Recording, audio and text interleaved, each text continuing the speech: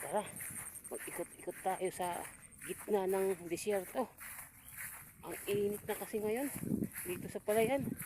Wala na ngayon ditong anihin. Ilan-ilan na lang, konti-konti. Mga halos, hindi na, mga halos 5% na lang natitira dito. Naabutan lang sila ng tag-init. May pupunta lang ko yung misis ko, nag-ani, tulungan ko. Ganito yung inaani ng iba, yung natitirang anihan, yung natitirang inani na may tumubo pa, may bumuga pa, yun yung inani nila. Kasi wala na yung ano, hindi na yan humihingi yung may-ari ng lupa, yung may-ari ng sakahan. Wala na yan.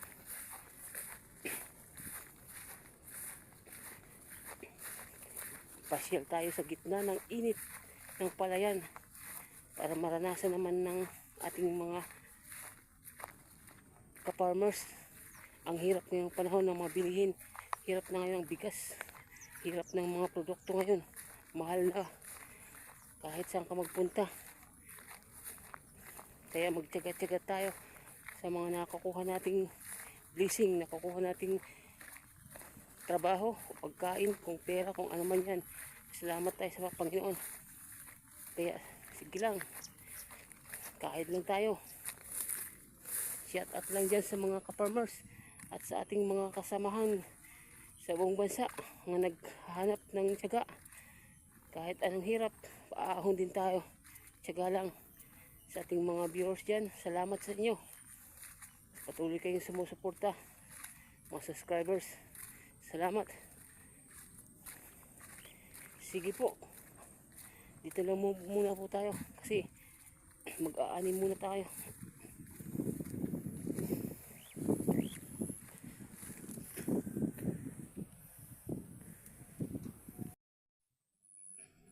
Yan po yung mga nag-aani, yung nag-aaning, yung wala nang parte, hindi na hinahati, hindi na humihingi yung may-ari. Kasi yung inaani kasi nila yan, yung ano na, tapos ng pinag-anihan, may tumubo pa siya, may sumibol pang bungang kahit kakaunti, kahit yung mga ilan-ilan lang, pero nakakakuha pa sila ng palay. Nag-iipon-ipon yan, sa dami rin, tiyaga lang talaga. Kasi yung panahon natin dito, mahirap na talaga. Mainit na, mahal pang mabilihin. Konti lang harvest dito yung mga palay namin, yung mga magsasaka dito, konti lang. Kaya yung iba, nagsityaga dyan sa pag-ani. Yan o, nag-ipon-ipon sila, nag-aani yan.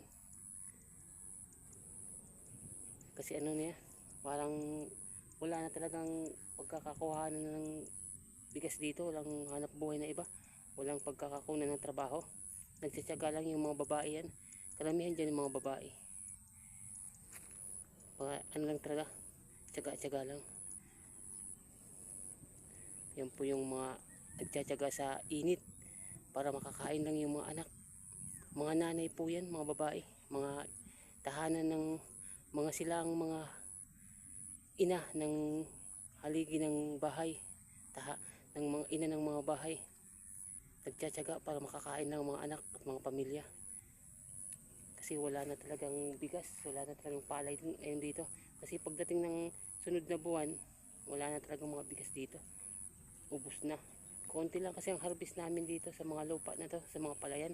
Konti lang. Kaya tsaga-tsaga talaga. Init, pagod. Makakuha lang ng bigas, makakain lang yung mga anak.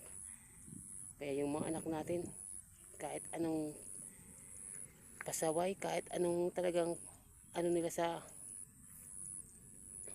buhay nila, mahirap ano sila, saway, mahirap talagang sawayin, kaya hindi nila alam yung pinagdadaanan ng mga magulang. Yan ang hirap ng mga bata rin, pero okay lang, basta mga magulang talaga, hindi talagang matiis yung mga anak, kahit anong mangyari, basta hindi lang sila gutumin. Sige, shout out sa mga nag-aani, yung mga ina yan, oh. Tara, hindi tayo titigil sa pabalik-balik sa palayan, basta't may nakukuha pa tayong bigas o pagkain. hindi tayo titigil. Basta't pagkakabuhayan ng ating mga pamilya, punta ulit tayo sa palayan. Mainit kasi ngayon, wala na kasi ngayong lugar na pag pupuntahan kasi mainit.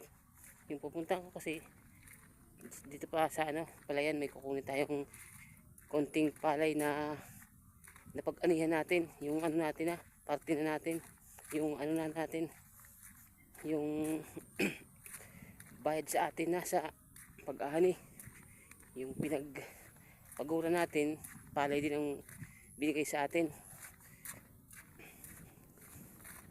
Kahapon yung ginawa namin ng misis ko, nag-ani kami, yung una kong upload, yun, kukunin ko na yung parte ko, isang sako yun, kasi nakakuha sila ng may apat na sako siguro, kaya kukunin na natin. Kaya tiyaga lang tayo mga ka-farmers dyan, lalo na ngayon mahal ng bigas, mahal ng mga bilihin, mga produkto nga kasi mga langis at saka diesel, gasolina. Kaya hindi pwede tayong hindi kakayod habang may buhay pa tayo.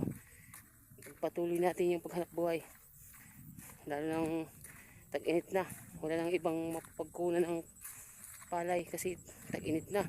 Hihintay lang naman dito sa lugar namin ng ulan bago tayo makapagtanim. Kaya tiyaga-tiyaga lang, laban lang tayo sa panahon, mahirap man o masarap, pero ganun din, basta may tiyaga ka lang, parehas din yan. Basta lumaban lang tayo ng parehas sa paghanap buhay para sa pamilya. Kaya pasyal na naman tayo dito sa palayan. Kaya sa mga subscribers natin, sa mga viewers, sana po tanghiligin pa rin niyo pong itong vlog ko. Sana po maki-like na lang po at maki-share para po madami pa tayong puntang lugar. Patuloy pa natin yung pag-vlog natin. Minsan po susuko na sana ako, pero sige lang, kahit lang tayo, tiyaga lang tayo, pagsubok lang to sa hirap ng buhay. Yung panahon mahal ang mga bilihin, mainit na panahon, tuloy-tuloy lang tayo sa paghanap. Sige lang, ganyan lang buhay. Yung mga iba nga dito,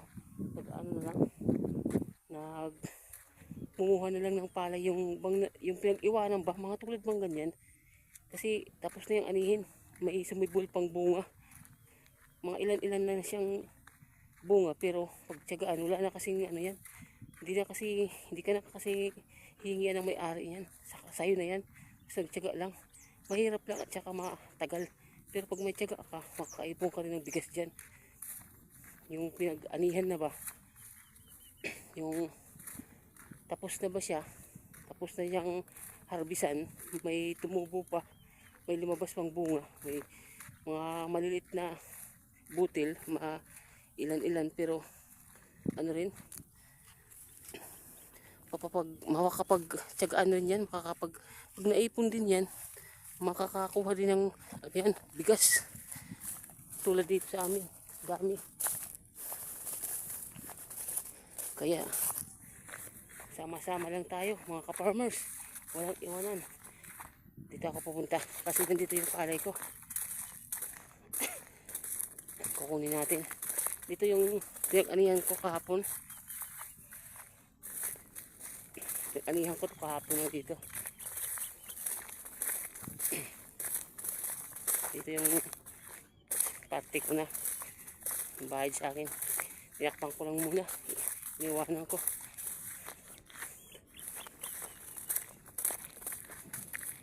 Tiyaga-tiyaga tayo, magtiyaga-tiyaga sa panahong wala nang buhay. Ito po tayo mga farmers, ito po yung parte ko, ito po yung kunin ko. Kahapon ko itong kanyang umaga natapos ko yung paghampas, kahapon namin natapos yung pag-aani. Ito po, isang sako. Meron na rin yung mga may 15 kilos ang bigas niyan, okay na rin. Sa ngayong panahon na to, tag-init, wala na tayong mga kukunan. Kaya kailangan masipag ka para lumakas yung pangisipan natin. Huwag tayong mawala ng pag-asa. Babangon din yan pagdating ng panahon, lilipas din yan, kaya tiyaga lang tayo.